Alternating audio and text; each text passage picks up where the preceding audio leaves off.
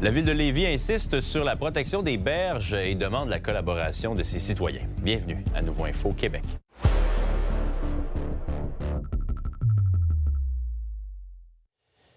Bonsoir tout le monde, bon mercredi. La ville de Lévis souhaite mieux protéger ses berges ainsi que ses cours d'eau. Depuis 2024, l'équipe en environnement mène une vaste collecte de données pour connaître l'état des bandes riveraines sur l'ensemble du territoire. Voici le reportage de Juliane Perrault.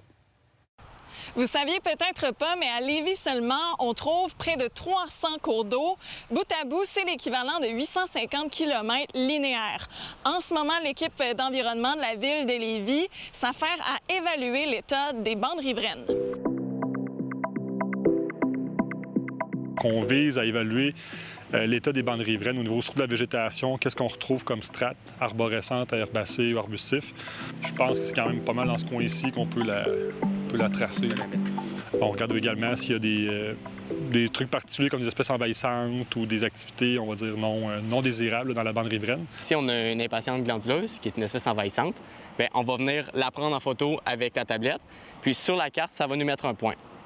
Puis à ce moment-là, rendu au bureau, on va être capable de faire un suivi. Ça va nous mettre l'ensemble des points sur la carte, puis on va être capable de dire un petit peu, OK, bien, à quel endroit il y en a plus, il y en a moins. Bien, la bande riveraine, comme on peut le voir bien ici, c'est vraiment comme une ceinture de protection qui fait un lien entre le cours d'eau puis le milieu terrestre. Fait que dans le fond, dans cette bande riveraine-là, bien, on veut de la végétation pour qu'elle assure ses fonctions écologiques, que ce soit au niveau de la biodiversité, stabilisation des rives, rôle de filtration aussi contre la contamination, le ruissellement. Il y a aussi un rôle de thermorégulation au niveau de la température des cours d'eau à côté. Une bande riveraine, bien, c'est sûr que plus qu'elle est naturelle, plus qu'elle répond bien à ces fonctions-là. Selon les secteurs, on cherche à avoir une bande riveraine entre 10 et 15 mètres. Un peu plus tôt aujourd'hui, les équipes ont récolté des données pour voir le portrait global du milieu en ce moment. OK. Dans l'ensemble, c'est intéressant pour notre rivière Etchemin.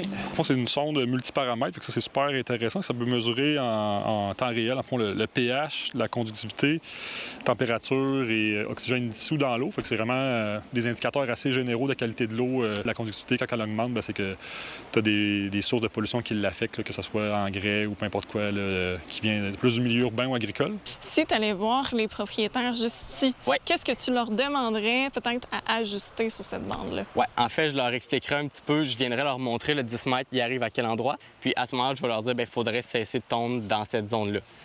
L'avantage, c'est qu'ils ont le droit quand même de garder une fenêtre de 5 mètres de large pour garder un accès au cours d'eau, une vue. Je pourrais leur dire, bien, regardez, vous perdez ce 5 mètres de terrain-là au profit de gagner l'autre 5 mètres en largeur pour garder votre accès si vous voulez garder une vue. C'est quoi les espèces les plus envahissantes qu'on ne veut pas voir, disons? Il y a le classique, la renouée du Japon, qui est quand même malheureusement dans beaucoup de cours d'eau. Pour l'instant, on avait quand même peu de données, fait qu'on voulait avoir un bon portrait. C'est ce qu'on est en train de faire présentement depuis 2024, qu'on commence à accumuler la donnée autant sur les rives que sur la qualité de l'eau. Lévis n'est pas rendu à un point de remettre des infractions. On est là pour informer les citoyens, pour préserver des lieux comme ça. Parce que vous savez comme moi à quel point l'été, c'est agréable d'avoir les deux pieds dans l'eau. À Lévis, Juliane Perrault pour Nouveau Info.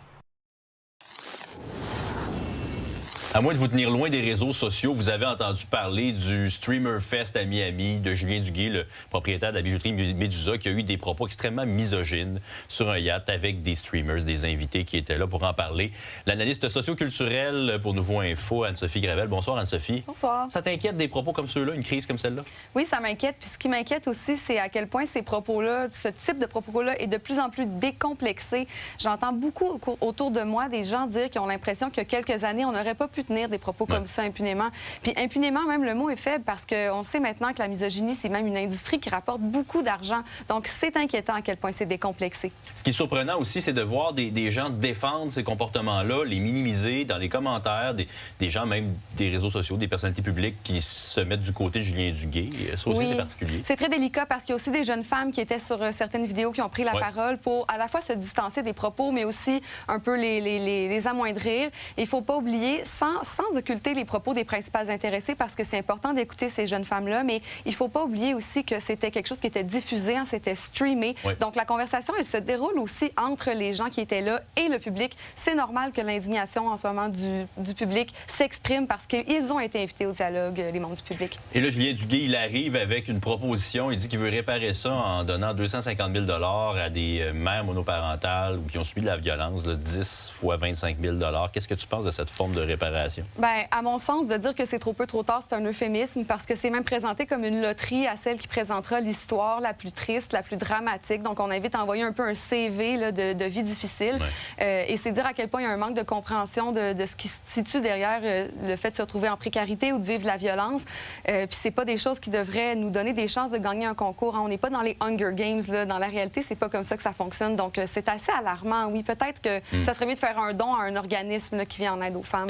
J'avais la réflexion suivante cette semaine à Sophie avec cette affaire-là. J'ai 2 petits garçons, puis je me disais, les valeurs qui sont présentées sur le yacht pendant ce stream-là, c'est à peu près aux antipodes de ce que je veux transmettre à mes enfants. Comment on fait pour s'assurer qu'ils ne tombent pas dans ce genre de discours-là, les jeunes hommes en particulier? C'est une très belle question, Jean-Simon. Puis c'est sûr qu'on pense tout de suite à des choses comme l'éducation sexuelle, mais bien avant ça, moi, j'ai envie de dire d'essayer de créer à la maison un patrimoine culturel qui inclut des femmes. Donc, lire des histoires qui vont au-delà de la demoiselle en détresse, parler de politiciennes de manière très naturelle, comme on parle des politiciens, inclure des chansons qui sont écrites, chantées par des hommes, pour montrer dès un jeune âge à nos enfants que les femmes sont membres actifs de la société, qu'elles participent à la société de la même manière que les hommes. Donc, pour essayer de leur inculquer un peu déjà ça le plus tôt possible. Anne-Sophie, on va voir où ça s'en va, tout ça, mais c'est à suivre. Une étrange histoire. Merci Très beaucoup. Étrange. Salut, bye-bye, bonne soirée. On est le 12 août, c'est la journée J'achète un livre québécois. Et on est gâtés à Nouveau Info. Plusieurs de nos collaborateurs et chroniqueurs sont aussi des auteurs et des autrices québécois. Alors, qui de mieux pour nous parler de l'importance de cette journée et aussi, évidemment, nous faire part de leurs recommandations. Voici ce qu'a préparé Félix-Antoine Audet.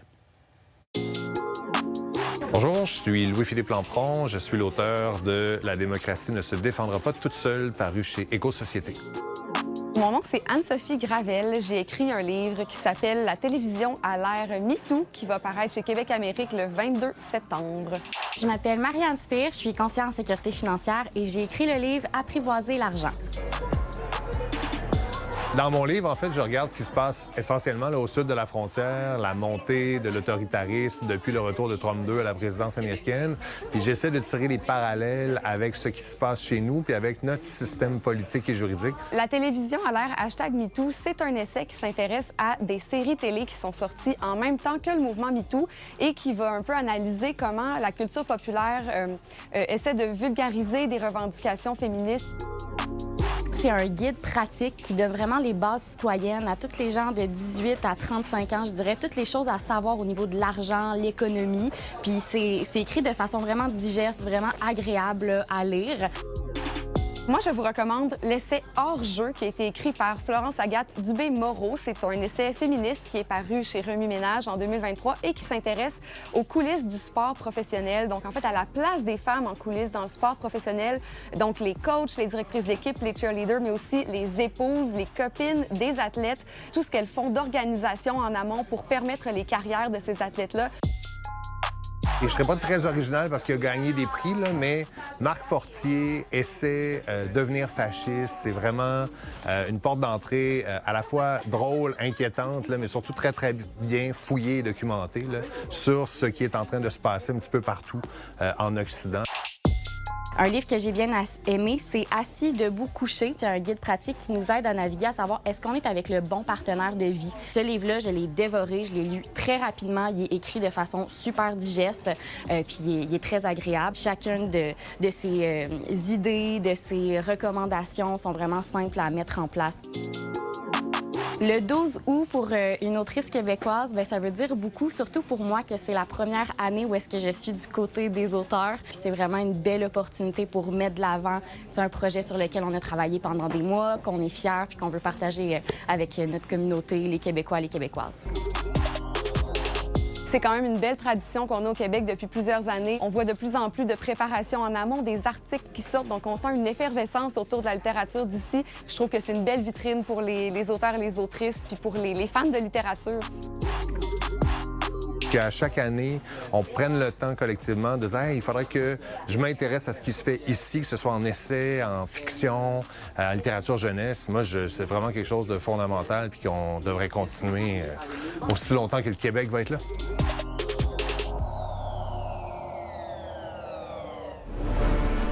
Et pour toutes vos nouvelles, nos chroniques, des vidéos, vous abonnez à nos infolettres, consultez notre site web nouveau.info.